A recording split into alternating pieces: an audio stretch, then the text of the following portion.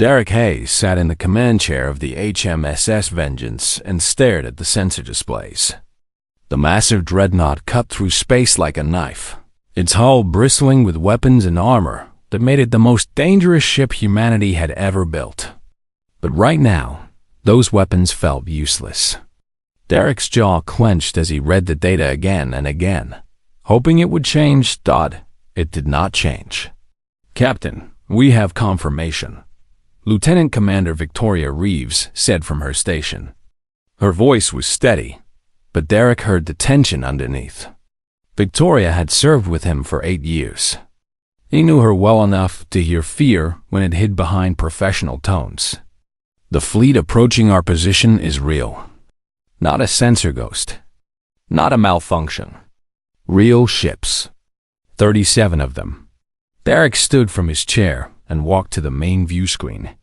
The darkness of space stretched before him, stars burning like tiny fires in the black.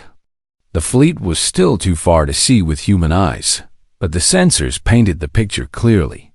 A formation of alien vessels was crossing human space at incredible speed. They had entered human territory without warning, without request for permission, without any attempt at communication. How long until they reached the outer defense line? Derek asked. 4 hours, sir, Victoria replied. Maybe 3.5 if they increase speed. Derek turned to his weapons officer, Lucas Grant. The man was young, maybe 30, with sharp eyes that missed nothing when it came to tactical situations. Lucas was good at his job. That was why Derek kept him close. "Status of our weapon systems, Lucas?" Derek asked. "All main batteries are hot and ready, sir. Point defense systems are online. Shield generators at full capacity. We can take a hit, Captain." Multiple hits. Lucas met Derek's eyes. "But those ships out there, sir, I'm not sure what they are. The sensor signatures do not match anything in our database. And there are so many of them." Derek nodded. He had expected that answer. Humanity had never encountered this species before. No one on Earth Command knew what these ships were capable of. No one knew if they came in peace or with weapons. "Open a communication channel on all frequencies," Derek ordered. "Send a greeting in English, Mandarin, and Spanish. Standard first contact protocol. Tell them who we are. Tell them we come with peaceful intentions." "Channel open, sir," the communications officer said. A young woman named Sarah worked the comm station. She looked nervous. Sending the message now. The message would take several seconds to reach the approaching fleet. Then, if they responded, their reply would take the same amount of time coming back. Derek returned to his command chair and waited. The bridge of the Vengeance was silent, except for the hum of the ship's engines and the soft beeping of the sensors. 5 minutes passed. Then 10. "Still no response, sir," Sarah said quietly. "Keep trying," Derek said. "Increase the transmission power. Try different frequencies. Maybe they do not receive on our standard bands." Another 10 minutes went by. Derek's daughter Emma was somewhere on this ship. She worked in the communications department, one level below the main bridge.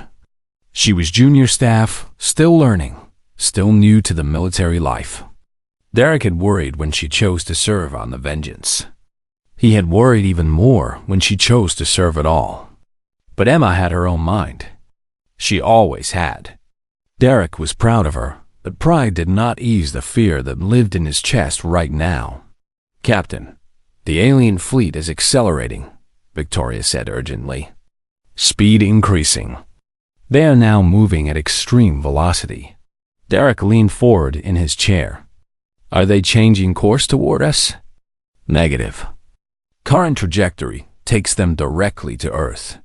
The words hit Derek hard. Directly to Earth. Not a deflection. Not a patrol of the outer systems. A direct line to Earth. "Captain, they are powering up some kind of energy systems," Lucas said. His voice had gone sharp and cold. "Multiple readings suggest weapons charging. I have never seen anything like this before, but the energy signatures are consistent with pre-attack preparations. Derek's hands gripped the armrests of his chair. They are arming weapons? Yes, sir. I would bet my commission on it. Still no response to our communications? Derek asked, though he already knew the answer. Nothing, sir. Complete silence, Sarah replied. It is like they are not even trying to talk to us. Derek thought of the colonies on the outer worlds, Mars, the mining stations, the research outposts. Thousands of humans living on those worlds, working, building, raising families. If that fleet got past the Vengeance, those people would have no defense. Earth Command was still scrambling to get defensive ships in position. The Vengeance was the only thing standing between the approaching fleet and humanity's world. Derek stood and began to pace. Every instinct in his body screamed at him to act, to fire, to destroy the threat before it destroyed Earth. But he was a soldier. He followed the rules. The first rule was never fire unless you were fired upon. Captain, those alien ships are now in weapons range of our forward batteries, Lucas said. Repeat, they are in range. Derek stopped pacing. He could see the tension on every face on the bridge. Victoria watched him with steady eyes. Lucas waited for orders. Sarah kept her hands ready at the communication station, though Derek knew there was no one on the other end listening anymore. Open another communication channel, Derek said. Priority 1. Send a direct message to the lead ship. Tell them they are in human space. Tell them to power down their weapons and state their intentions. Tell them we do not want conflict. Message sent, sir, Sarah said. The seconds dragged by. Derek found himself holding his breath. Captain, their weapon signatures are spiking, Lucas said. All ships are now at full weapons readiness. Targeting scanners locked onto our position and multiple points on Earth. They are targeting Earth? Derek felt something cold slide down his spine. Confirm that. Confirmed. Multiple targeting locks on the planet itself. On civilian areas. Population centers. Derek closed his eyes for just a moment. Then he opened them and looked at Victoria. Victoria knew what that look meant. She had served with him long enough to read the thoughts behind it. She nodded slightly, a gesture of understanding. Not agreement, understanding. Captain, they're not going to respond, Victoria said. They never were going to respond. They came here already prepared for war. Derek turned to face the view screen again. Out there, beyond the darkness, 37 alien ships were approaching with weapons aimed and charged. Humanity had tried to talk. Humanity had tried diplomacy. Humanity had tried to reach out an open hand. The aliens had responded by locking weapons on human worlds. Derek thought of Emma, working in communications, maybe still hoping for a response from the ships. He thought of the millions of people on Earth. He thought of all the people in human space who were counting on him to make a choice. He had tried to be the captain who chose peace. Now, he would have to be something else. Derek Hayes did not hesitate any longer. Red alert. All hands to battle stations, he said, and his voice was calm and clear.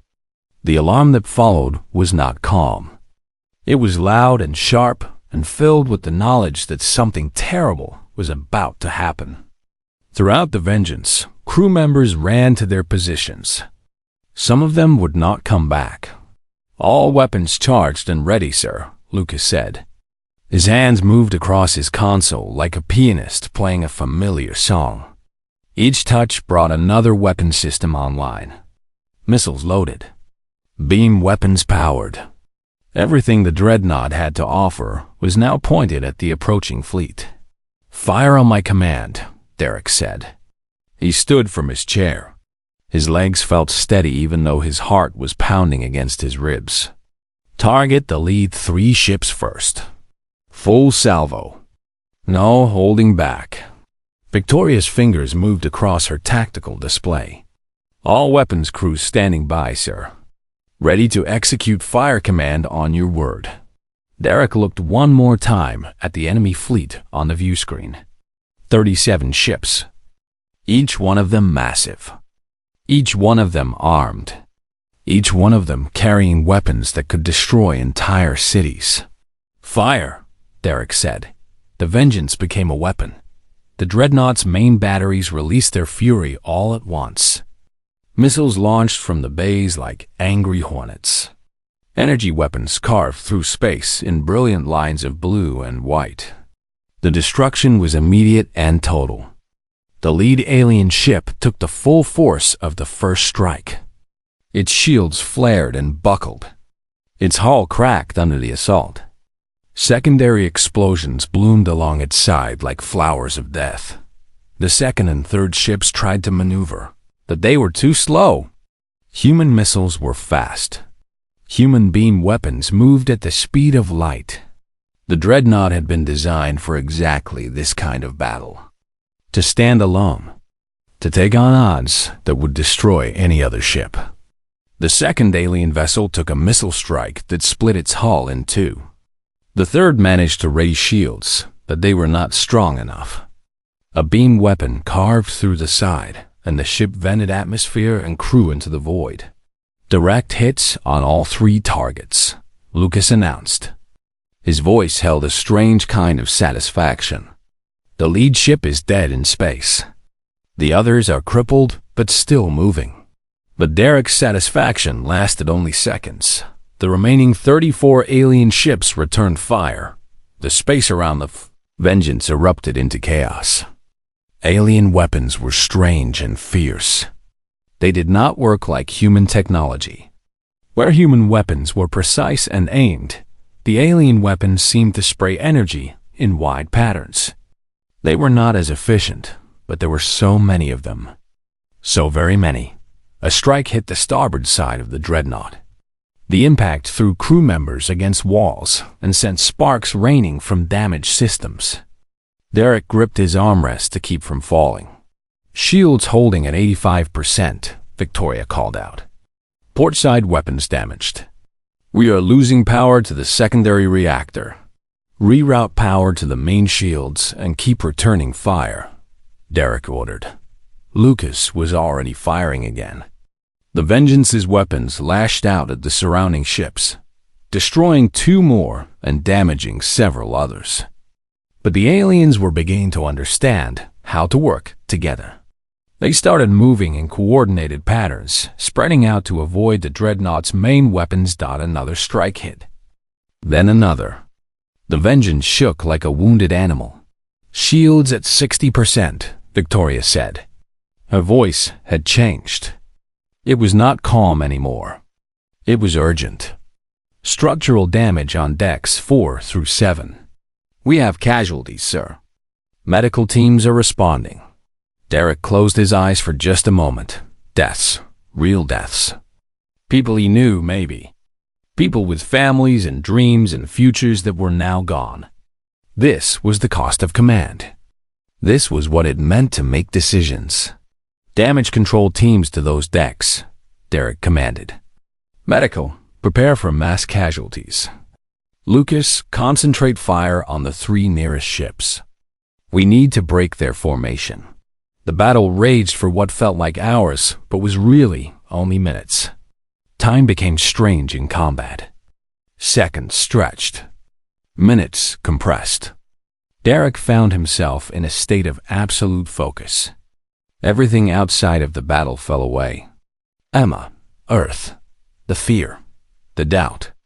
All of it vanished and left only the immediate problem of surviving and killing the enemy before they killed him. Lucas Grant proved why he was the best weapons officer in human space. His aim was perfect. His targeting was flawless. When the Vengeance needed to destroy a ship, Lucas destroyed it. When it needed to damage a ship to make it retreat, Lucas did that instead. He was not just firing weapons.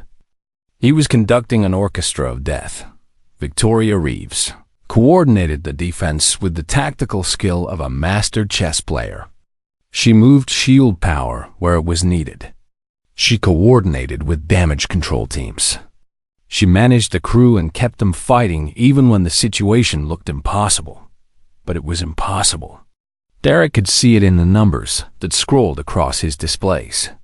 The Vengeance could win this battle, but the cost would be catastrophic. His ship would be destroyed. Most of his crew would die, and the remaining alien vessels would still get through to Earth. Derek made a choice. "All hands, prepare to jump to hyperspace on my command," he announced. The bridge went quiet. No one expected to hear that order.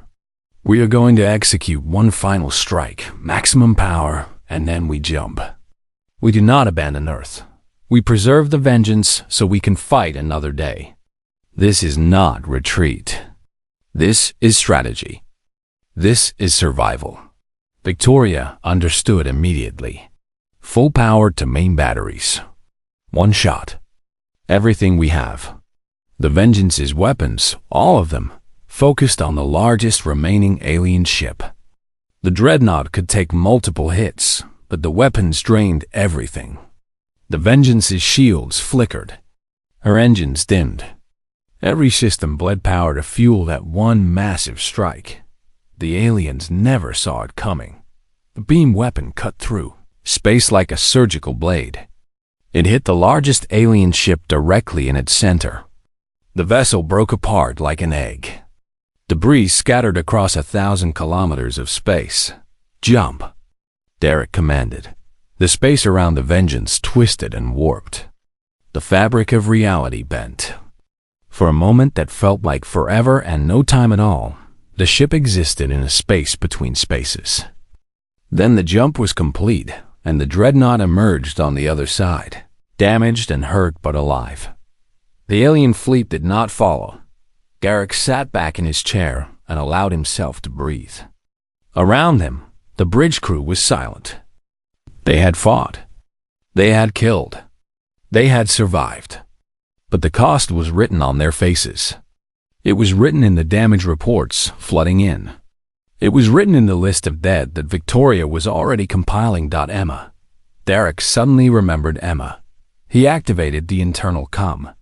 "Communications department, report status," he said. A pause. Then Emma's voice came through, shaky but alive. "Communications is functional, Dad. Everyone here is okay. We were scared, but we are okay." Derek closed his eyes and felt something tight in his chest, loosen just slightly. Emma was alive. His daughter was alive, but so many others were not. Derek Hayes opened his eyes and looked at the stars beyond the view screen. The Vengeance was heading back to Earth, back home. He had made his choice. He had fired first. Now, the whole galaxy would have to deal with the consequences of Derek Hayes and humanity's first true act of war. The Vengeance limped back to Earth Station like a wounded animal returning to its den. The massive Dreadnought had taken heavy damage during the battle. Entire sections of the ship were without power. The hull was scarred and blackened by enemy fire. But the ship was still flying, and it was still deadly. Derek Hayes stood in the medical bay and watched Victoria Reeves lie on the surgical bed. She had taken shrapnel when a wall panel exploded during the final battle. The doctors said she would recover. She would walk again. But it would take time. Victoria had fought to stay conscious long enough to reach the medical bay herself. That was the kind of officer she was. "You did good out there," Derek said when Victoria opened her eyes. "We did what we had to do," Victoria replied. Her voice was weak, but her eyes were sharp. "Did we make the right choice, Captain? I keep asking myself that question. Did we do the right thing?" Derek did not answer immediately. He did not have a good answer. He had fired first. That was the fact of the matter. No matter how he tried to explain it, that simple truth remained. Derek Hayes had fired on an alien fleet without any declaration of war, without any final ultimatum. He had made the choice to be the aggressor. "Get some rest," Derek finally said. "I will answer that question when I know the answer myself." Earth Station was controlled chaos. The moment the Vengeance arrived, military personnel and government officials swarmed the docking bays. Derek was escorted from his ship immediately and taken to a secure briefing room. He expected to meet with military commanders who would congratulate him for defending Earth. Instead, he found himself facing the Galactic Council. There were 3 of them sitting at a table that stretched the width of the room. They were not human. 2 were tall beings with elongated bodies and skin that seemed to shift between blue and purple. The third was something else entirely, a creature with multiple arms and eyes that tracked Derek's movements simultaneously. Captain Derek Hayes, the blue-purple being on the left, said. His voice came through a translation device that made the alien words sound hollow and strange. "You stand accused of unprovoked aggression against a diplomatic delegation from the greater galactic community." Derek felt something cold settle in his stomach. Diplomatic delegation. That was what they were calling the fleet that had targeted Earth with weapons. That was what they called the ships that had locked weapons on civilian population centers. "Those ships attacked first," Derek said. His voice was steady. "They powered weapons. They targeted Earth.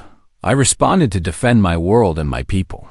You fired before any weapons were directed at your vessel," the council member said. "We have reviewed the sensor data from the alien ships. They were performing standard recognition protocols, scanning for technological capability. Nothing more. You responded with nuclear and kinetic weapons. You killed 2,300 beings who were on a peaceful mission." Derek wanted to laugh. He wanted to stand up and scream. But he did nothing.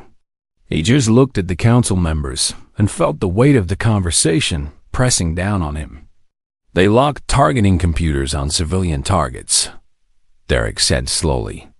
"That is not a recognition protocol. That is preparation for attack. Your interpretation of events is limited," the second blue-purple being said. "You lack the understanding of galactic interactions that comes with hundreds of years of civilization. The Gallian species were merely following standard procedures.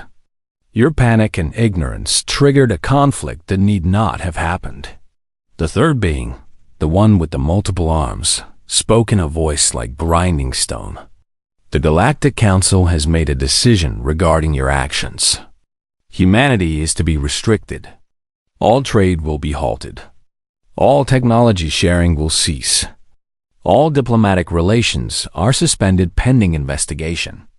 And you, Captain Derek Hayes, will be remanded into council custody for trial." Derek met their eyes. All of them. He did not look away. "And if I refuse," he asked, "then every human establishment in galactic space will be attacked. Every human colony will be destroyed. Every human ship will be hunted and eliminated. Your species will be erased from the galaxy." The threat hung in the air between them like a physical thing. Derek was escorted out of the briefing room and placed in a military detention facility on Earth Station. The walls were gray and smooth. The door was made of something he could not break. He sat on a narrow bed and waited for his trial, knowing that the fate of all humanity might rest on what happened next. News of the incident spread across the human colonies like wildfire. Within hours, debates were raging on every human world. Some people called Derek a hero. He had protected Earth. He had shown the galaxy that humanity would fight. Others called him a fool. He had started a war with beings far more advanced than humans. He had sentenced all of humanity to destruction. Emma Hayes watched the news feeds from the communications office. Her father was in detention. The whole world was divided. And somewhere out in the galaxy, the Gallian fleet was being repaired and resupplied by the Galactic Council, ready for another attack. Victoria Reeves recovered faster than the doctors predicted. She walked out of medical bay on crutches and went directly to the council chambers. She provided testimony about the weapon lock. She explained the targeting scans. She described the aggressive formation the alien ships had taken. The council listened but did not seem to care. They had already made up their minds. Lucas Grant did something different. He took the sensor data from the battle and began to dig deep. He looked for inconsistencies. He looked for evidence that could be interpreted a different way. And slowly, piece by piece, he found something interesting.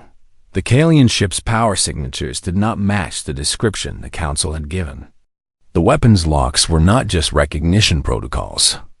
They were pre-aimed targeting systems. And there was something else. Something that made Lucas realize that the truth was far more complicated than anyone had suspected. Lucas took his findings to Victoria. Then together they went to Derek's detention cell. The guards let them through. They had not been ordered to stop them. "Captain," Lucas said, "I think we have been looking at this wrong.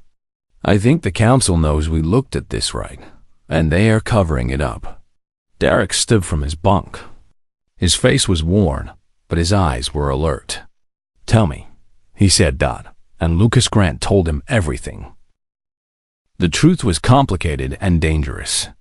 Lucas Grant laid out the data on Derek's bunk, displaying it on a portable terminal that Victoria had smuggled past the guards. The evidence told a story that the Galactic Council did not want told. The Kalian ships were not a peaceful delegation. They were a military strike force sent by a faction within the Council itself. The older, more powerful species who controlled the Council had grown afraid of younger species gaining power. They saw humans as a threat, not because of any actual threat humans posed, but because humans represented change. Humans represented the possibility that the old powers would lose control. "The Council sent them to destroy us," Derek said quietly. "They wanted to eliminate humanity before we became a problem." "Yes," Lucas confirmed. "But here's the other part. The Kalian faction was also trying to take over the Council itself. They were supposed to destroy Earth and use that as justification for consolidating power. They would have blamed it on human aggression. They would have used the conflict to eliminate their rivals on the Council. So we were supposed to die," Victoria said. "And the Kalian fleet was supposed to fail so the Council could use that failure to grab more power." "Exactly," Lucas said. "But you fired first, sir. You destroyed enough of their fleet that the Kalian could not continue their invasion. You also destroyed their plan. Now the Kalian are wounded, and the Council is panicked because their conspiracy is exposed if they start pushing too hard for your execution." Derek stood and walked to the small window of his cell. Outside he could see the stars. Somewhere out there, the galaxy was watching humanity. Some wanted humans dead. Some wanted humans enslaved. But some, Lucas had discovered, wanted something different. "How many on the Council would support us?" Derek asked. "At least 5 of the younger member species," Lucas said. "They are tired of the old guard controlling everything. They see humans as the key to breaking the old power structure. There is a merchant named Sorth, Kelani species. He approached me when I was researching. He wants to talk to you." 2 days later, Derek was moved to a different room. This one was not a cell. It was more like a small office. The guards outside were fewer and less vigilant. Victoria and Lucas were allowed to visit freely. And then, one evening, another visitor arrived. Sorth was not what Derek expected. The Kelani merchant was roughly humanoid, but covered in scales that shimmered like oil on water. His eyes were large and intelligent. When he spoke, his voice was soft and thoughtful. "Captain Hayes, I am grateful you agreed to see me," Sorth said. He settled into a chair across from Derek. "Your species has stumbled into something larger than any of you realize. The Galactic Council is not the benevolent organization it claims to be. It is a tool used by the 5 oldest species to maintain their control over younger races. I understand that much, Derek said. What do you want from me? Your species is valuable, Soreth said. Humans think differently than we do. You see solutions that others cannot. You take risks that seem insane to us, but often succeed. The Council fears humanity because you are not bound by the old rules. You do not accept the hierarchy they have established. So you want to use us, Derek said flatly. I want to work with you, Soreth corrected. I want my species and yours to rise together. But first, you must be freed. The Council cannot execute you because it would expose their conspiracy. But they will hold you indefinitely if we do not act. What is your plan? Victoria asked. Soreth explained. The younger species on the Council were willing to challenge the old guard, but they needed proof. They needed Derek to be cleared of charges. And they needed humanity to take a place at the Council table, not as servants or subjects, but as equals. The evidence Lucas has gathered is substantial, Soreth said.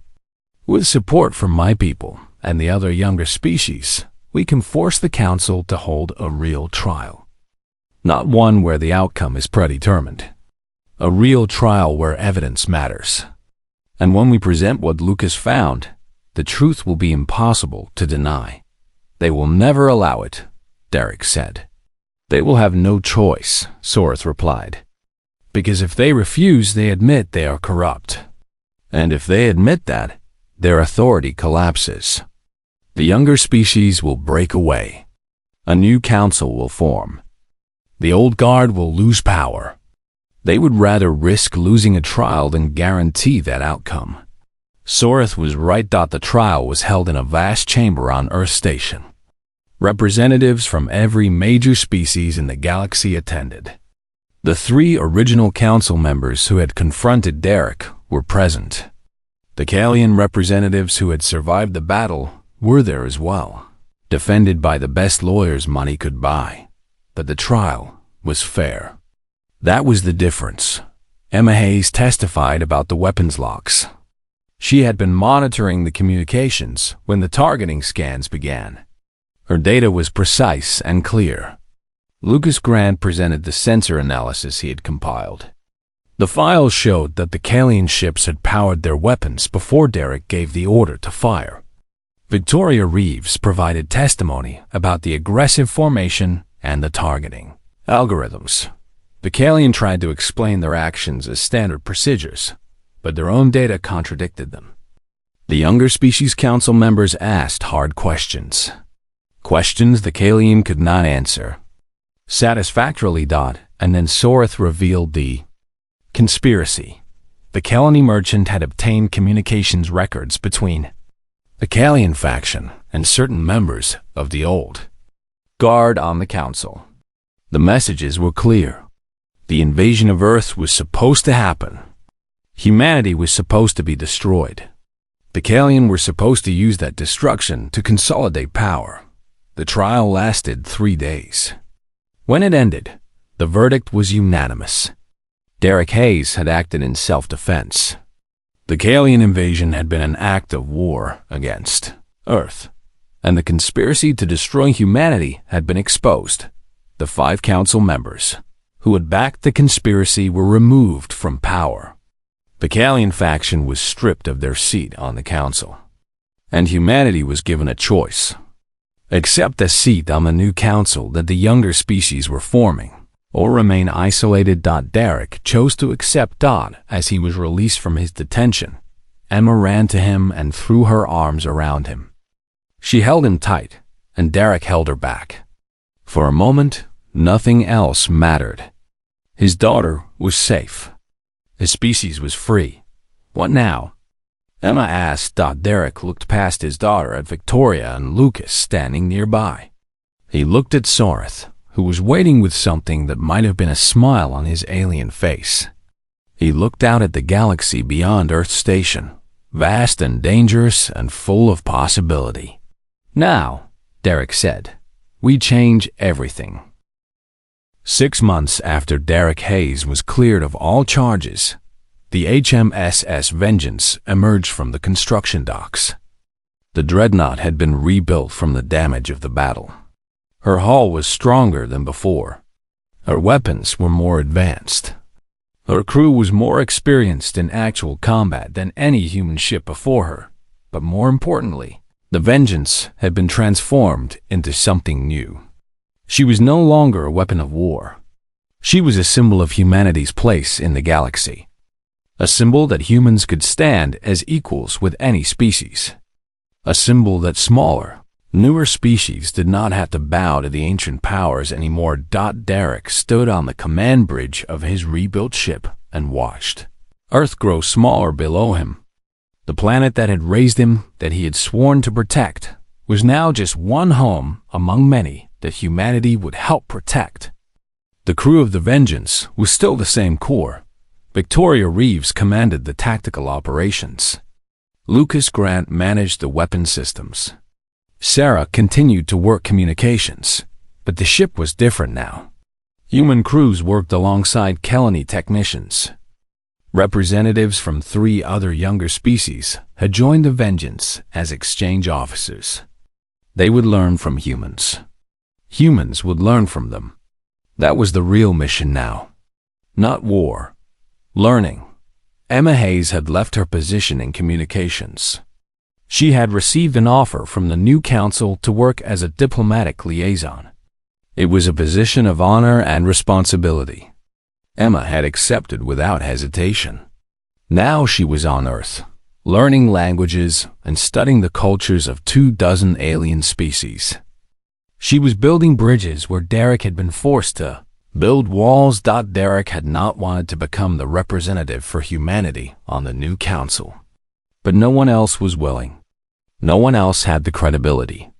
Derek had stood alone on the bridge of his ship and made a decision that changed the galaxy. Now he would have to live with the consequences of that decision for the rest of his life. The new council was different from the old one. There were no ancient powers controlling everything from on high. Instead, there were equals. The Kelani had a voice equal to the humans. The Vreth species had a voice equal to the Kalian. The younger races were finally being heard. It was messy. It was chaotic. Decisions took longer to make because everyone had to be consulted. Arguments broke out constantly over resources and territory and trade agreements. Derek spent most of his days in meetings, listening to complaints and concerns and proposals. It was nothing like commanding a starship. It was far more frustrating and far less clear-cut, but it was working. Victoria Reeves recovered fully from her injuries. She became Derek's second-in-command on the Vengeance and the person he trusted most when making difficult decisions. Victoria understood that sometimes the right choice was not the safe choice.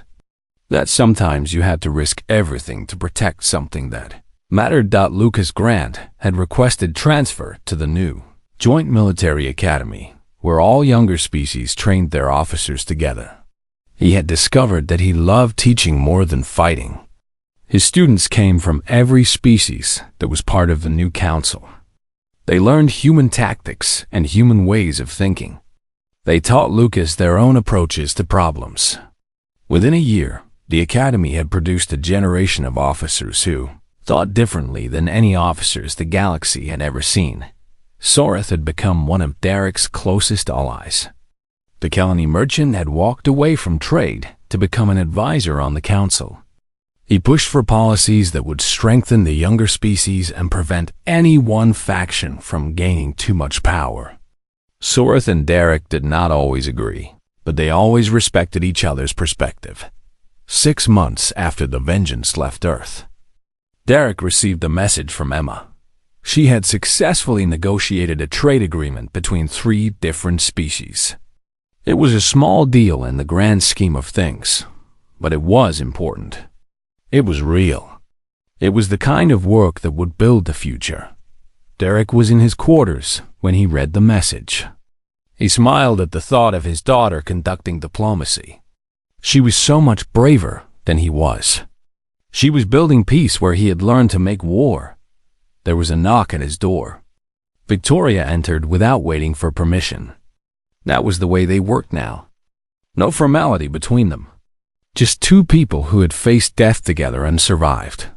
"You look sad, sir," Victoria said. "I was thinking about the dead," Derek replied. "The people we lost in the battle. 237 human beings. 2,300 Kalian. All because I made a choice to fire first. All because the Kalian faction decided to invade Earth," Victoria said sharply. "You did not start this war. You ended it. You ended it quickly and with fewer casualties than there would have been if we had tried to defend against their invasion." "I still fired first," Derek said. "Yes," Victoria agreed. "And that is the burden you will carry for the rest of your life. That is what command means, sir. You make decisions that cost lives. The question is not whether you made the right decision. The question is whether you learned from it and did better next time." Derek nodded. Victoria was right. That was the real measure of a leader. Not whether every decision worked out perfectly, but whether you learned and grew from your mistakes. The Vengeance continued on her mission of exploration and partnership. The ship visited worlds that had never seen a human before. Derek attended meetings where he was the only representative of a young species in a room full of ancient powers. He spoke, he listened, he learned. And slowly, through patience and persistence, he changed the way the galaxy thought about humanity. Years passed. The new council became stable. Trade increased. Technology was shared. Species that had never worked together began to collaborate on projects that benefited everyone. The galaxy was not perfect. There were still conflicts and disagreements. But it was better than it had been. Derek eventually stepped down from his position on the council. A younger human took his place. Someone who had learned from Derek's experience but was not bound by his mistakes. The galaxy moved forward. Derek returned to commanding the Vengeance, but not as a warship. The Dreadnought became a research vessel. She explored the unknown regions of space, discovering new species and new worlds. She became what Derek had always wanted it to be, a messenger of peace and knowledge instead of destruction. Emma became one of the most respected diplomats in galactic space. She negotiated treaties between species that had been enemies for hundreds of years. She built understanding where there had been only suspicion. Victoria wrote a book about her experiences commanding the tactical systems during the first contact battle. It became required reading for every military officer in the known galaxy. Her analysis of how to fight against unknown opponents became doctrine. Lucas Grant trained thousands of officers. Many of them became great commanders themselves. They thought differently because Lucas had taught them to think beyond the old ways. Sorath lived to see his dream of a balanced council become reality. The Kelani merchant had changed the course of history by choosing to help a species that most of the galaxy wanted to destroy. 20 years after the first contact battle, Derek stood on the observation deck of the Vengeance and watched stars go by. The ship was traveling toward a region of space that no human had ever explored before. Somewhere out there, a new civilization was waiting to be discovered. New friends. New allies. New possibilities. Derek thought about the choice he had made on that day when the alien fleet approached. He thought about the moment when he had said fire, instead of trying for one more moment of peace. He thought about the lives that choice had cost. He could not change the past. He could only build a better future. The Vengeance jumped to hyperspace and disappeared into the darkness of space. Behind it, in the place that was the center of the new galactic community, humans and aliens worked together to build something that had never existed before. Not empire, not dominion, but partnership.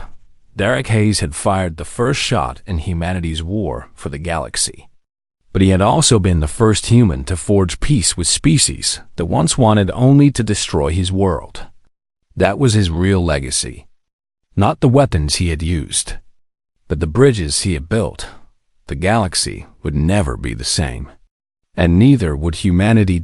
In the years to come, humans would look back at that first contact and remember Derek Hayes. Some would call him a warrior. Some would call him a hero. Some would call him foolish. But Derek knew what he really was. He was the captain who had made a choice when it mattered most. He had chosen to protect his people. And in doing so, he had accidentally saved the galaxy from the corruption of the old powers. The vengeance sailed on through the stars. And the new era that Derek had helped to create continued to unfold. One discovery at a time, one treaty at a time, one act of courage at a time. Humanity had arrived in the galaxy, not with apologies or pleas for acceptance. Humanity had arrived with strength and wisdom and the willingness to fight for what was right. And in the process, Derek Hayes had changed everything.